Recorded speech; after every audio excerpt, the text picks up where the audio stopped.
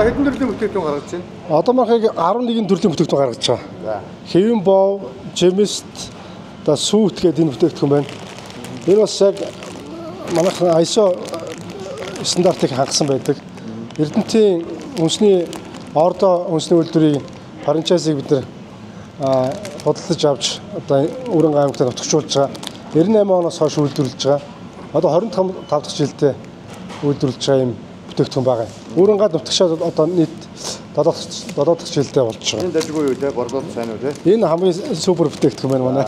Тэгээд хэвэн боо жоохон тайлбарлаж өгөө. За манай хэвэн боо одоо яг Монгол шар тосоор хийгддэг.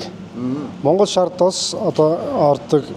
Тэгээд одоо Өрөнга бас нэлээд брэнд бүтээгдэхүүний нэг болж байна да. Тань хаашаа гадагшаа өгсөн гэдэг юм. Нью-Йорк руу явсан, Швед руу явсан, сая би Солонгос руу авч явсан. Сөүл төргөж гисэн. Гадаг нь яаж ирдээ? Ондоо нэрд юм уу? Хамаатан саднараа дамжиж ирдэг. Үндэсний үйлчлэлтэй холбоотой төслийн зээлэнд хамрагдсанаар манайх одоо шинээр дөрвөн нэр төрлийн бүтээгдэхүүн шинээр нэмж үйлдвэрлэж байгаа. За 3 ажлын байр шинээр бий болгосон. Ийм тавьж танилцуулгатай байгаа тийм. 18 оноос хойш 25 он хүртэл борлуулалтын тогтмол өсөлттэй явж байгаа. Намаа шинээр үйлдвэрийн байр бий болгосноор борлуулалтын сувгаа нэмсэн. Баянгор аймгийн Баянгор хотод бид борлуулалтын сувгаа оруулж эхэлж байгаа. Манайхын байрыг барьснаар төвийн цэвэр бохир дулаантайгаа холбогдсон байхгүй. Урдны барилга бол нөөсөн төвийн цэвэр бохир дулаантай холбогддог байсан. Тэгэхээр бас жоохон их төвхтэй байгаа гэсэн л халаалт дулаанаар. Тэгэхээр одоо ингээд сүлжээнүүд орон нутг руу орснороо одоо нэг импортын браны сүлжээ олж иж тийм үү? Тий. Тэгэхээр орон нутагт нь зээл авсан үндэсний жижиг дунд аж ахуйн тий ажлын байр бий болгож байгаа хүмүүстээ маш жоохон борлуулалт сайн байсан уу? Сайн байсан. Тэгээ одоо сүлжээ олох борлуулалт та тусгай дангуу гаргаж өгч байгаа юу? Яг бид нар гэрээ хийгээд дангуун дээр 50 л та.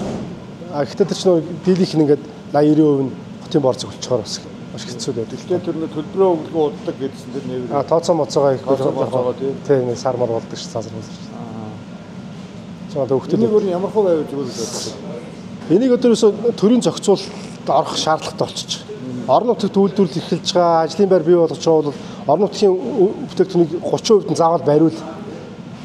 Одоо дангууны те 70% нь одоо хэрэглэгчийн сонголт бол өөр шүү дээ. Хэрэглэгч өөрөө сонгох учраас 70% нь бол байна. 30% нь бариулчихад орон нутгийн үйлдвэрлэгч нар бол маш өндөр сэргэнэ. Зээл байх юм бол бид нар одоо өөр одоо төрийн дэмжлэгийг өсгөхгүйгээр бүх юм хийж болж байгаа хэрэг. Одоо гол одоо энэ төрийн хөшөөрөг бол одоо энэ баг хүйттэй зээлээр дэмжиж чараас гоё юм л та.